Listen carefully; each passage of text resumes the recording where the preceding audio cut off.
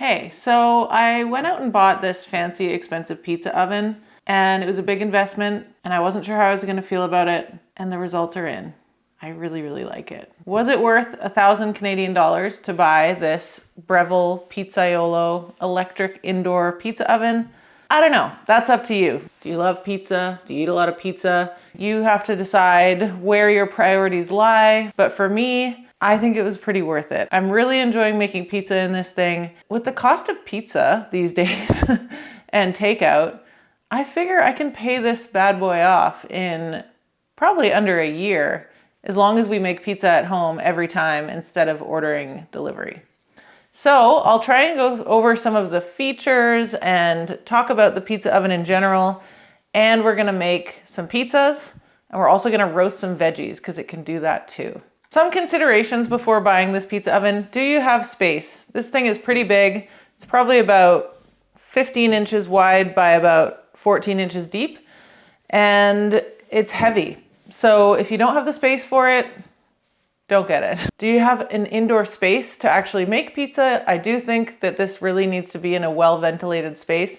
I'm gonna do it on my cooktop with the hood fan on. You can also use it outside. That's one of the features that really sold me on this one in the end when I was comparing other options, is that this one is electric. So I can use it inside, or I can plug it into an extension cord and take it outside. The way this works is really quite simple and clever.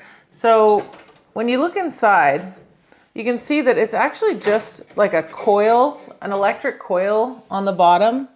And then it's just a normal pizza stone sitting on top of the coil, so that gets super hot. There's another electric coil just on top. The clearance is quite narrow, so that means there's a lot of potential for heat to build up in that little small area. So pizzas in this oven take 2 minutes. It gets up to 750 degrees. It's pretty sweet.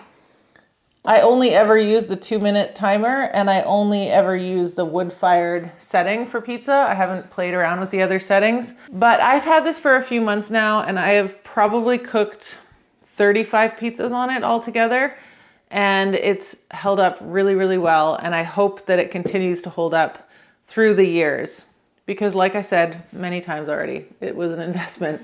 Shall we make some pizza?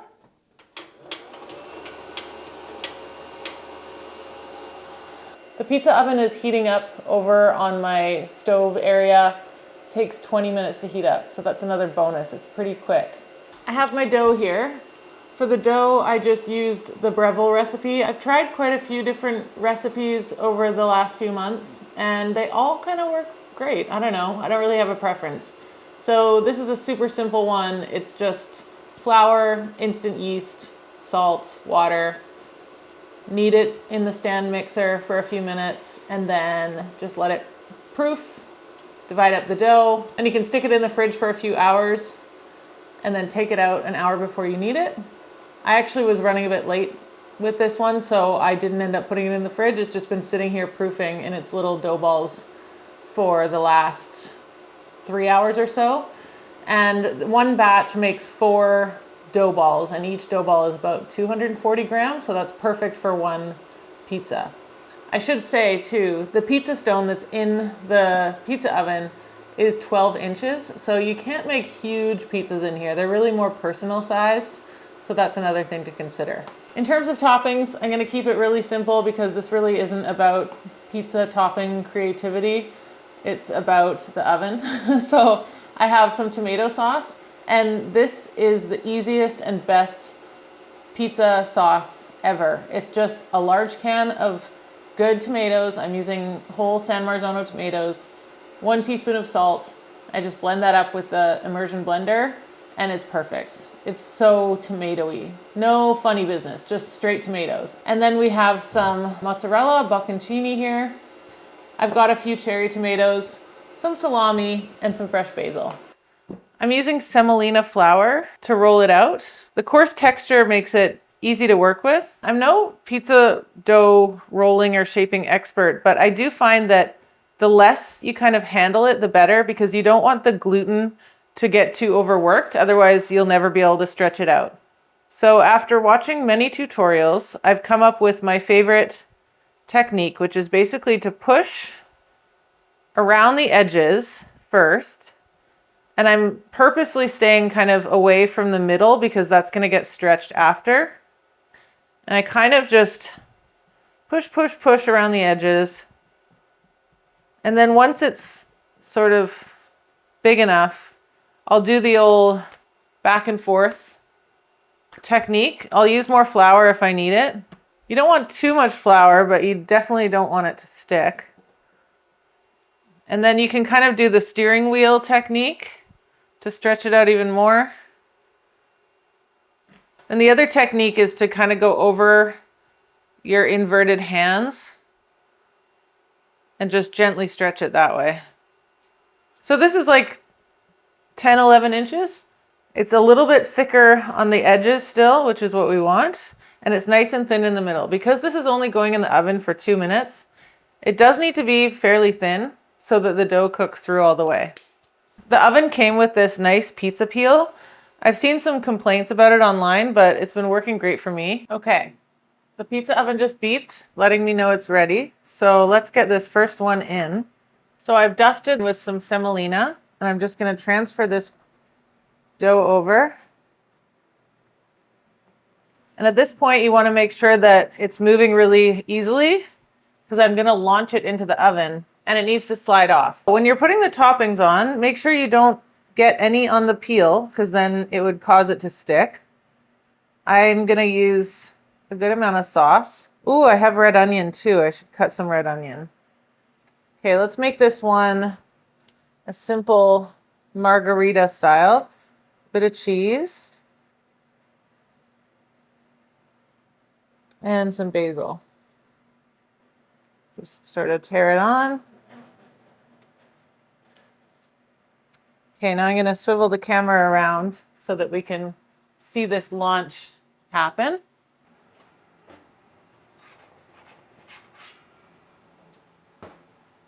And set the timer. Just push the button in. And we wait. You can see that it does create some smoke. I don't know if you can see that.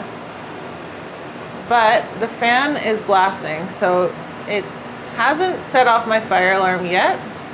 It always smokes a bit at first, but I think we're okay.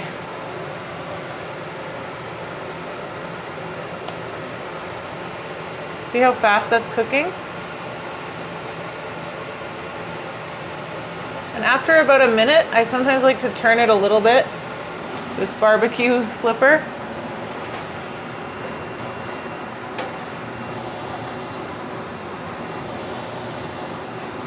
Look at those bubbles. Okay, it's beeping, telling me it's ready. Oh yeah. I think it needs another 30 seconds.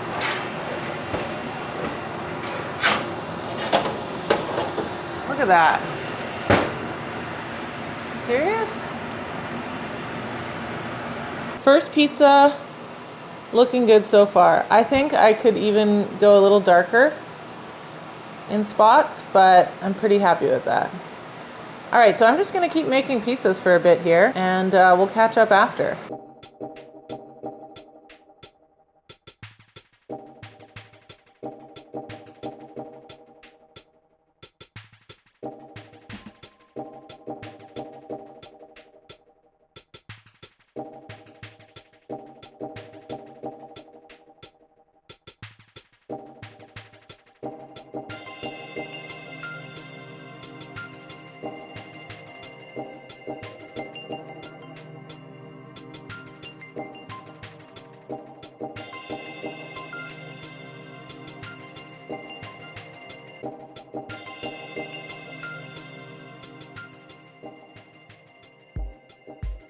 The pizzas are out.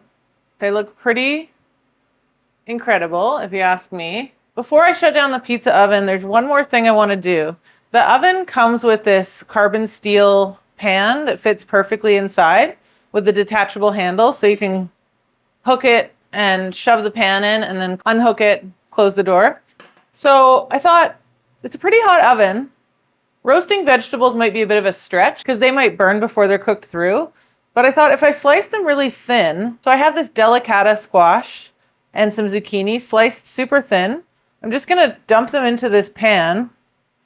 I don't know if this is gonna work. We're gonna see. I wanna see what this oven can do.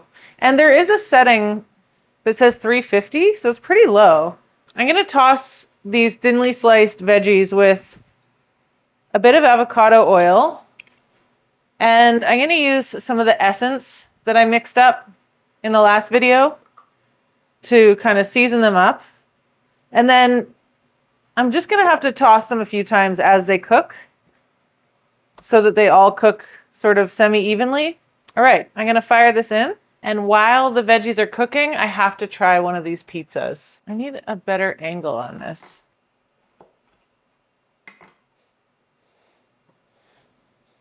Cutting a pizza while holding a phone, not recommended. Look at that dough. That crust. It's so chewy.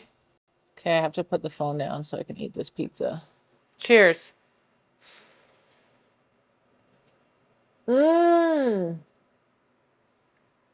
Mmm. Honestly, I'm not just saying this. It's as good as any pizza I've had in a pizzeria, a wood-fired Neapolitan kind of place. And it's only going to get better as I get better at making pizza because, you know, I'm no expert. I'm brand new at this game, but I'm super excited to improve with every pizza. If the pizza is this good and I'm such a rookie, just imagine how good they're going to be in like a year, 2 years. Mmm. Oh, yeah. The veggies are done. I had them at 350. I started with 10 minutes and then I tossed them around a little bit. 10 more minutes. And yeah, highly recommend this. I mean, if your oven is already hot, why not cook some veggies and other things while you're at it? I could imagine doing some potatoes in here, like blanched, pre-blanched, parboiled potatoes.